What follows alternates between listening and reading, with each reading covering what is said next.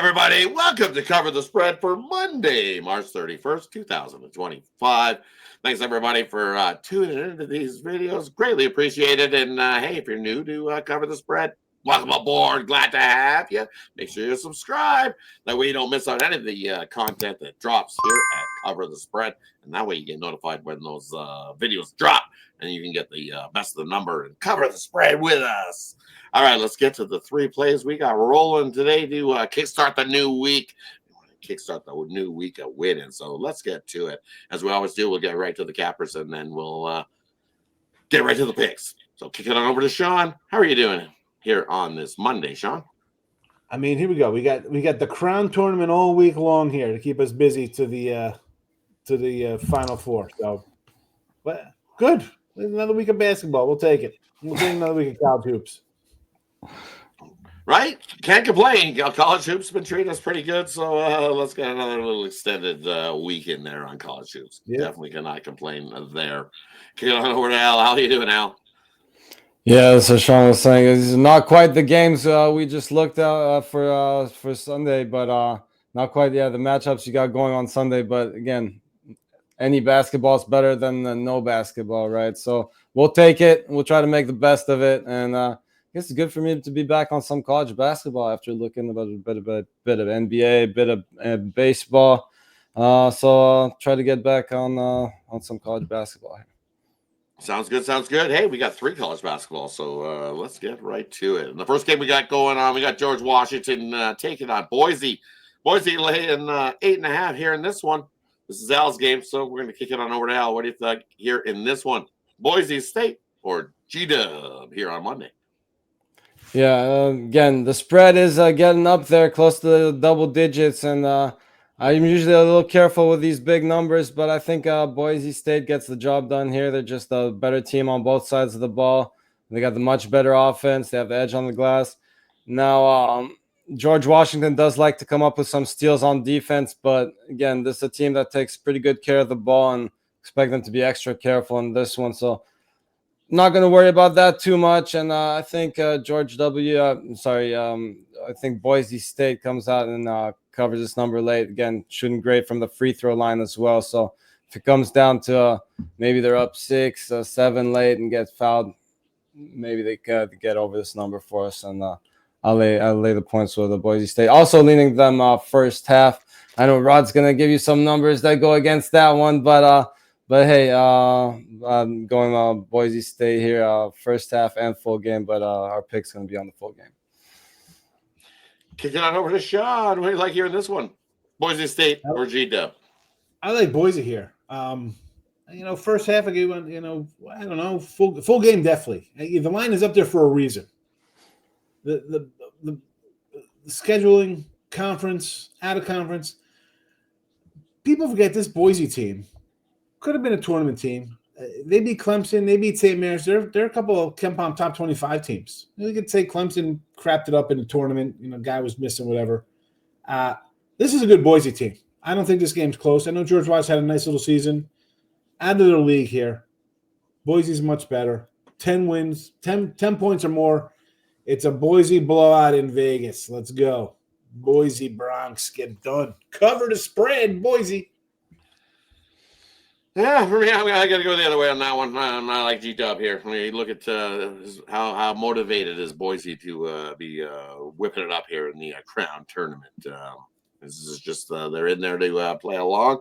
I don't know. So far, what we've seen from Boise in first halves, as Al alluded to, it's stopping pretty. So I like G-Dub here in the first half. You're going to give me 5. I will take those 5 points with George Washington. Especially all season long, they've been actually pretty good in these first half situations. As G-Dub, you look at as a neutral court in this spot here on neutral floor. What am I looking at here? Here it is. All right, Boise is a favorite here. 2-8 in that first half. ATS as a favorite this year, definitely not so good. And then as a neutral court favorite. 1-5 ATS in that first half is a Boise State, and you look what G-Dub's been doing, playing pretty good in that first half. In March, 4-0 ATS in that first half is George Washington. So for me, my play is give me George Washington in that first half. And then of course we know adjustments are made at that halftime, and then maybe things get hammered down. But just I kind of lead to the G-Dub plus the points in the first half. Full game, we know what happens in that half, in the second half of games. It's just hammered down, and I don't want to jump all out because I really don't have a good read on the full game here. I like G-Dub first half in that one. All right, let's kick it on to the next game we're looking at here. And we're looking at Arizona State here in this matchup. And we look, Arizona State, they are taking on Nebraska. And I'm just looking at the number. I see open at 6.5, down to 5.5, and on the way back up to 6. Total, I see 153, popped up to 154 in some places. This is Sean's game. We'll kick it on over to Sean. What do you like here in this one? Nebraska, Arizona State. I mean, I know the Crown wants to like take over the NIT division of Power 5 schools that can't make the NCAA tournament. But how the hell is Arizona State here at 13-19? You couldn't find me a better mid-major to come into this tournament, like Bradley or something, or Chattanooga. The teams like, I mean, like you couldn't get a better, because let's be honest, this little tournament's supposed to say we need to expand the NCAA tournament. Look at these great teams. 13. Besides the fact that both of these guys come in on 5-game losing streaks, I mean, Arizona State's also like 9 to 10. I mean, these guys are horrific. They're terrible. How are they even? Are they motivated to play? Maybe they are. I mean, they're in Vegas. They're from Arizona. It's not a bad car ride up or the bus, whatever the hell they take up here. I'm going over. I got 2 trash teams. Well, I like Nebraska's team. I thought they're a pretty good team. But Arizona State is terrible. They're going to give up a bunch of points. Nebraska, are they going to show some heart here and come out and score? I don't want to lay the points because I saw them score 45 points in a game in the Big Ten. So I really don't want to take them as a favorite.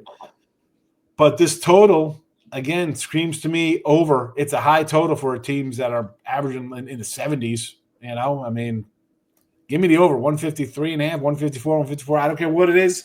I think it's going to be a up and down kind of affair like we've seen in some of these tournament games. Arizona State's probably happy and giddy, like, we play. Maybe put on a little show and score 80 themselves. I'm going over the total. Nebraska, Arizona State, call it a 154 here. Kick it on over to Al. What do you think here in this one? Nebraska versus Arizona State. Yeah, as bad as Arizona State's been, I know Sean just knocked on them a little bit, but one thing they have been doing pretty well is shoot the 3. So if they knock their 3s down, I agree with Sean. I think this one can get over this total. So I'll ride with Sean here. 1-12 run, a 1-12 run for Arizona State. Hey, we're dancing. We're dancing, baby. We might be dancing in flip-flops in the Crown, but we got dancing shoes. Right? I think we're all in agreement. We like the over. Good here. Dancer never blames his shoes, right? So we didn't say they were a good dancer, though. So, anyways, you look at this one numbers wise. It's just as Sean alluded to, Arizona State defensively awful. 53% field goal shooting over their last 10 games to, as he said, that 0-5 run. That's what it was. 53% field goal shooting, giving up 91.8 points a game. That's a lot of points in this game. And then you look at Nebraska. Hey, down the stretch, their defense completely fell apart too. But I think they lost a little bit of motivation. Did that Nebraska squad after they knew that they were pretty much out and eliminated? They really much did not have that same motivation and drive that they have. So defensive wise, we know we're going to see that same thing. I think in Vegas, though, under these lights, it's definitely going to be a little more motivation. But we're still going to have the no defense being played. Nebraska giving up 48% field goal shooting and 80.8 points a game down the stretch here. When you do that math, and that gets you at about 170. So all the value here is on taking that over 154.5 in this one. And what's going to be up and down. If you like some offense, this should be a pretty good game between 2 teams that don't play any defense. All right, let's kick it on over to another game here. We got Utah taking on Butler here in this matchup here on Monday. I believe this one kicks off the day in the Crown tournament. And you look at this one here, and for me, it's just Utah on the road. I don't trust this Utah team on the road. They are not a good 3-10 against the spread on the road this season. Has been this Utah club, and defensively giving up about 80 points a game, and then offensively struggle to score points at time, especially on the road, only scoring about 67 points a game in all their road games this year. 1-12, so they've got one win in 12 road games. They ended off the season with a nice one win in their last 4, 2 and 3 against the number. But hey, Butler didn't finish off their season great either. But I think the better squad offensively is definitely Butler here in this one. And for me, you look at this Utah squad. This game, it's a point -1 pick 'em in some places. This game's going to come down to who's the better free throw shooting team. Well, that's Butler. It's not even close. Hitting over 72% of their free throws all season long. And when it comes down to it, that's the team you want. The team that has the free throw shooting edge. Because you look at Utah against those teams that can shoot over 72% of their field goals. Well, they're 0-12. ATS is this Utah squad. They don't win these close games. Butler does. So only one way to go for me here. I'll lay that point is where I see it. You can take the money line if you want, but let's cover the spread on that point with Butler here in this one. Kicking on over to Sean. What do you like here in this one? Butler, Utah, here on Monday. Yeah, I'm just, again, for me, it's Butler is, I don't want to say the Big East is better, but I'm thinking Butler played better versus the better teams than your Houstons and Techs and Kansases and Arizonas and, the Johnnies and UConn, and put Creighton up there. Give me Butler here. Again, this is an ugly one here to start today. 3 o'clock. You got to love day action here. We got you going Monday. We got a 3, 5, and 8:30 game here, but I'll side with you, Butler here early. I just think they're just a better team. It's the Utes. Is Cam Rising still their quarterback? Is he back for his 17th year coming back this season? 17th year coming back? He's a game time decision there, Sean. We'll know whether just before kickoff, we'll know whether Cam Rising will be in there or not. Give me Butler here. I'm riding. This is one I was kind of looked at. I'm like, the Boise one I really liked a lot, and obviously the over in my game. But this one here was kind of like one of those like,